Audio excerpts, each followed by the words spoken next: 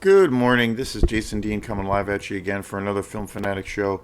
It is Sunday, 10:42. Hope everyone's doing good.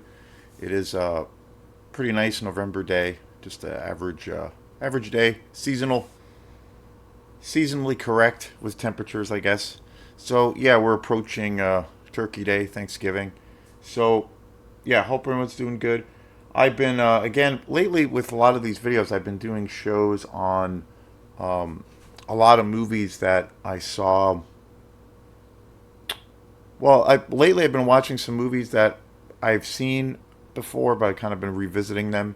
Given a few movies that I had some mixed things about in the past, I wanted to kind of give them a second chance.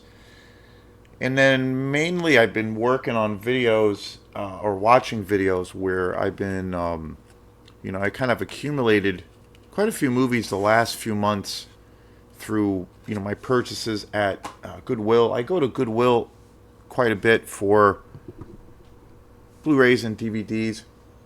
I typically buy the more, I guess, if you want to call it, more mainstream movies or bigger, for example, I'm a big Marvel fan, even though I have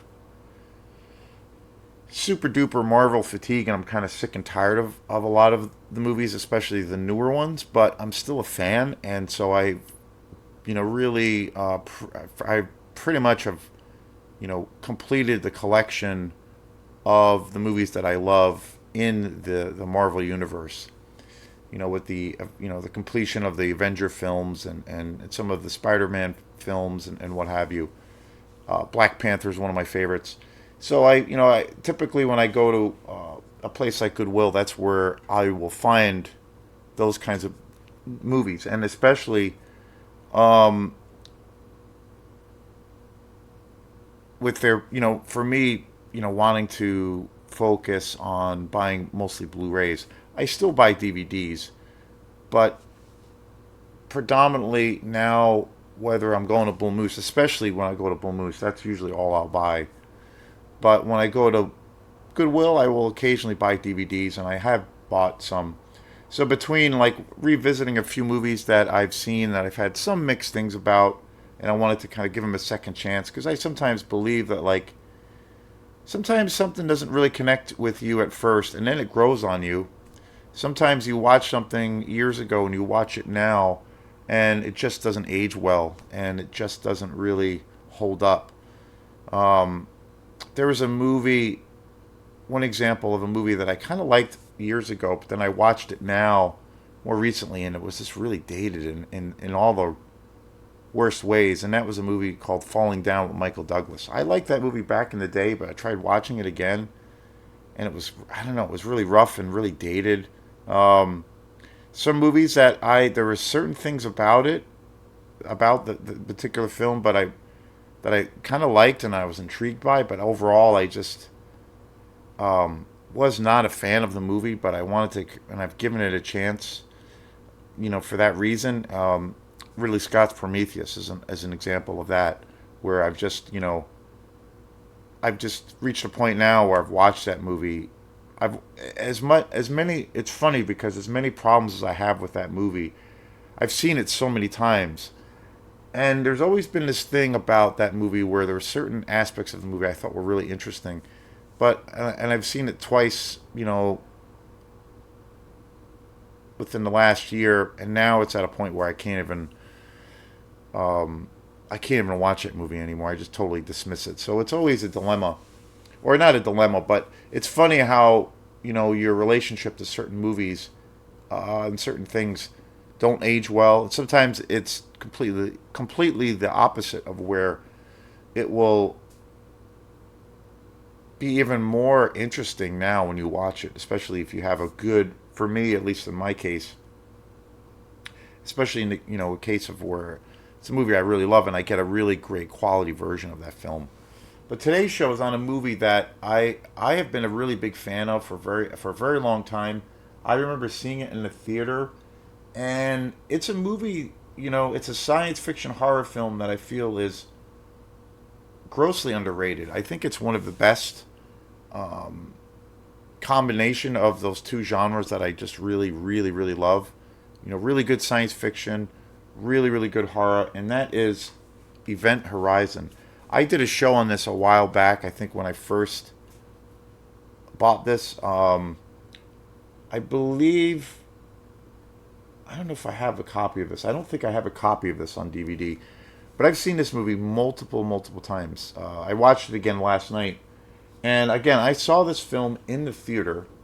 I have definitely have a long history with this film. It came out in 1997, which is just wild. Stars Lawrence Fishburne, Sam Neill, an amazing cast. It was directed by Paul W.S. Anderson, who has made some of his films, I'd say, in his career are fairly mixed.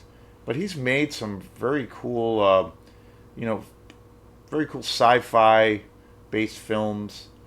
He's probably most well known for the Resident Evil films, which is a giant franchise, and also a big game, a very popular gaming franchise. Not the biggest fan of those films. I do like the first one. There's a whole series of those. Um, so many, it's kind of insane. Event Horizon is probably my favorite film that he has directed. Another film that he directed that I actually really really love, and I did a show on it last year. A movie called Soldier, starring Kurt Russell, and again, that's another sci-fi, epic adventure. It's kind of like I've heard it described as like Death Wish in space. It's a really brutal kind of action. Jason Lee is in it. It's a killer movie, and I did a show on that last year. I don't know if I yeah, I don't think I have it on Blu-ray. I have it on DVD, but that's an amazing film too. So he's got some good films to his credit. But I think Event Horizon is probably my favorite film of his career. Watching it again, I've seen this movie so many times. When I saw it in the theater when it came out, and then I really liked it at that time. And again, '97, so long ago. In the subsequent years afterwards, I don't believe I own have owned a copy of this until I bought it on Blu-ray last year, or maybe 2 or 3 years ago. But I used to rent it quite a bit at Opera Video. I used to always it was always one of my kind of comfort movies as far as science fiction horror films. And again, it came out in '97, but so many years ago. But I kind of feel like it's one of the better, more relatively more modern day time period science fiction horror films. And it's one of those films where you can really, I think it's a film that doesn't get enough credit. I feel like it's a movie that um, I know of a lot of people that really like it, but then I know of a lot of people that really kind of dismiss it, saying it's just kind of a rip off of this film and that film, and that it's not really original and all of these things. And I think Paul Anderson's Paul's career, like with his films, get that he gets a little bit of a dismissal because of that too. But I don't think that's really true. I think this movie definitely, like, again, I've watched it so many times, and when I bought this collection, this version of this film on Blu-ray is kind of mind blowing. Like, I don't know, it might be one of my favorite movies in my collections, as far as like just like a really really high end version of a film. Amazing, with an amazing transfer. This has one of the biggest and most lengthy special features component that I have ever seen, and definitely one of the biggest packages for a movie that I own. There's like 5 or 6 hours of documentaries, really interesting, really in depth. If you're a nerd like me and you want to find out, what it took, what what was the focus, what was what was the real nuts and bolts of how this movie came together. Getting behind, getting a real look into that world, and and seeing how this whole thing came to be. And it's one of the most comprehensive special features packages that I've ever seen. Really great interviews. It's really really awesome. I'm excited to watch the special features. I've actually only watched the special features once, and I don't even think I watched all of them because there's so much information on here. But I'm looking forward to digging into this tonight again. Very very cool. The thing that's really interesting too, like again, I watched it last night. I probably watch this movie a couple times a year. Since I bought it on Blu-ray, I've watched it a few times for obvious reasons.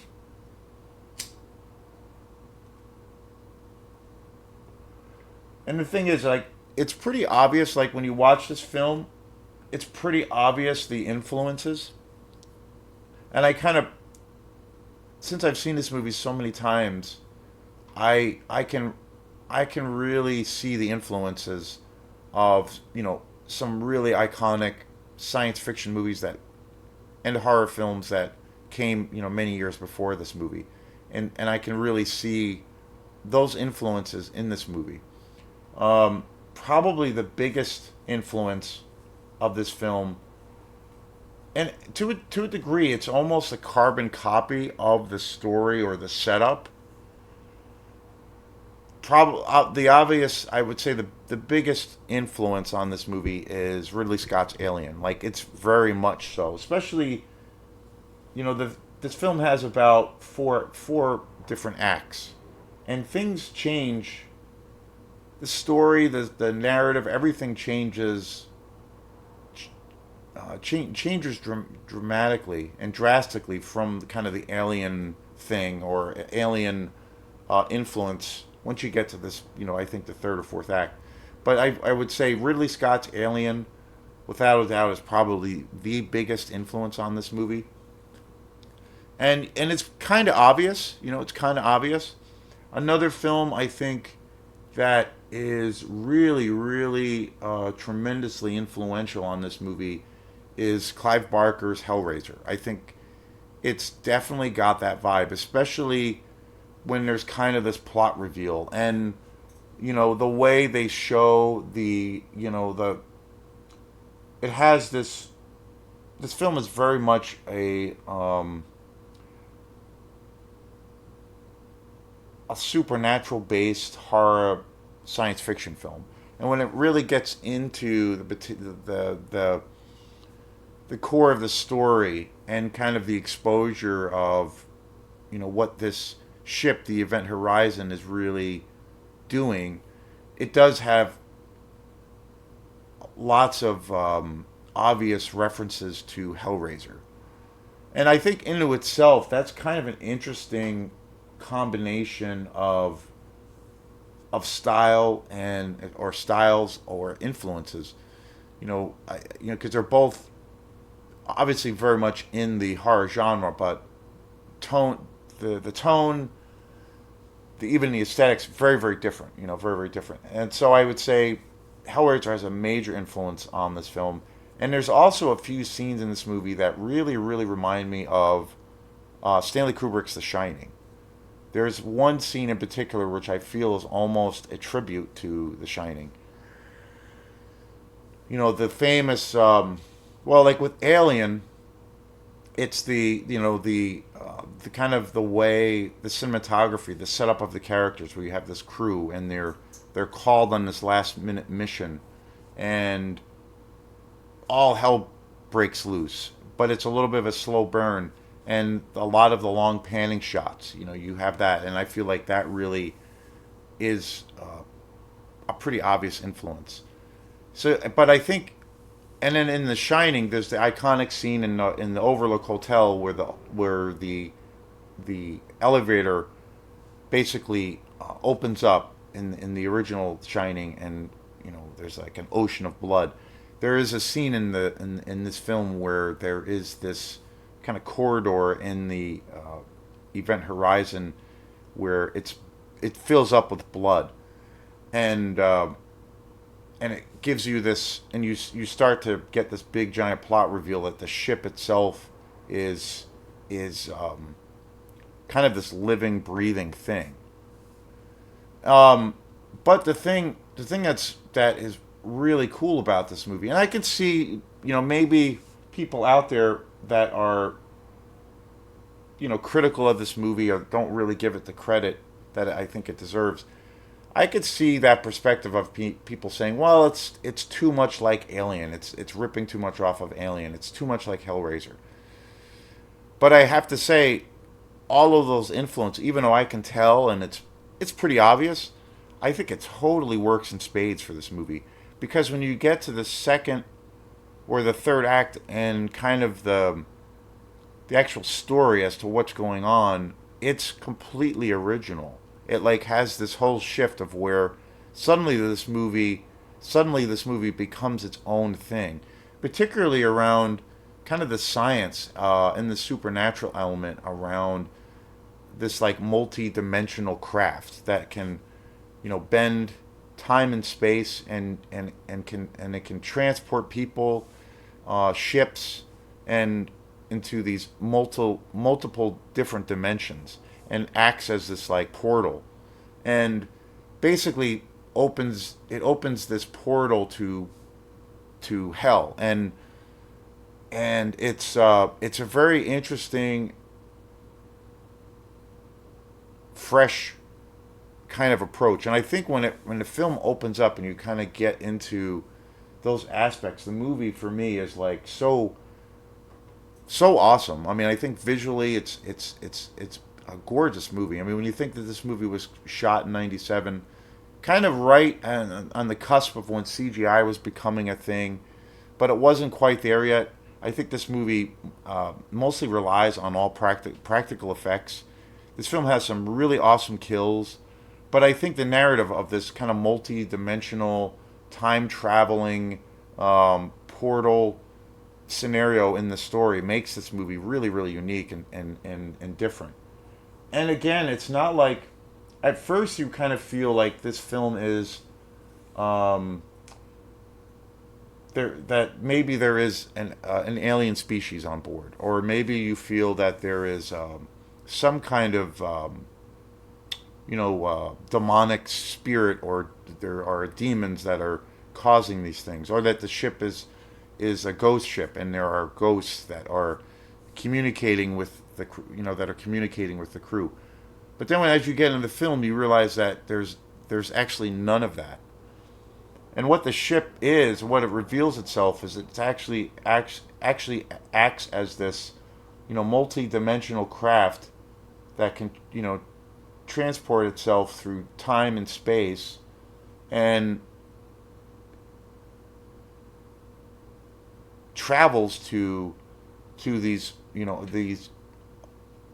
outer reaches of hell, basically. And the thing that's really interesting with this movie is, you find out that the ship itself is kind of this living, breathing organism. And what it does to its victims is it basically, all of these people and the characters in this film, the ensemble cast in this movie is great too. Each one of these people have, they've had some horrible tragedy in their lives, and basically what this ship does is it makes them kind of face that and uses it to fight them. It uses these fears, these past histories to basically destroy them. And it's really interesting because it like has more of a, it almost takes on like a more of a psychological kind of horror aspect, even though there is a supernatural aspect. But it's really original, I think, when this film gets into kind of the meat and potatoes of the story, of kind of the core of what this whole film is really about.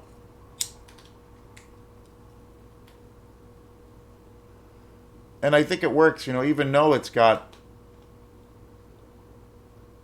those obvious influences, which I think are, awesome. Anyway, those are all just, masterpiece films. Alien, Ridley Scott's Alien, of course, and The Shining being my favorite Stanley Kubrick film by my favorite director of all time, and also Hellraiser, which is a masterpiece. So Clive Barker, and so it's I think just that alone, like seeing those influences on this film, even though like the obvious one is Alien, especially the first half, but I think it's a really cool blending of some very different horror films in the horror genre. And again, it does something totally unique, totally original, within that. And so it works. It works. It kind of wears its heart on the sleeve, on its sleeves because of that. But I think ultimately it works because it really, you know, does give you something new and something fresh. A recent movie that I saw that I think is the best movie this year, The Substance with Demi Moore. That's a movie too. I feel like really does that. Like it really, you can really see the influences on that film. And it's kind of obvious at times, almost like a tribute or like a tipping of the hat. But then the movie moves into its own. It really moves into its own thing, its own world, its own language. So it's a totally unique experience. But I like that you can see the influences. I have like with music for me, occasionally that happens like with my band Quantum, where with that group, like I listen to. I mean, obviously it's an electronic based project, but I listen to and a lot electronic based music or electronic music is my favorite style of music. But I listen to all kind. I try to listen to all kinds of music and lots of music that is not necessarily electronic based. And you know, occasionally, like people will like that might dig the stuff or dig the music or what have you.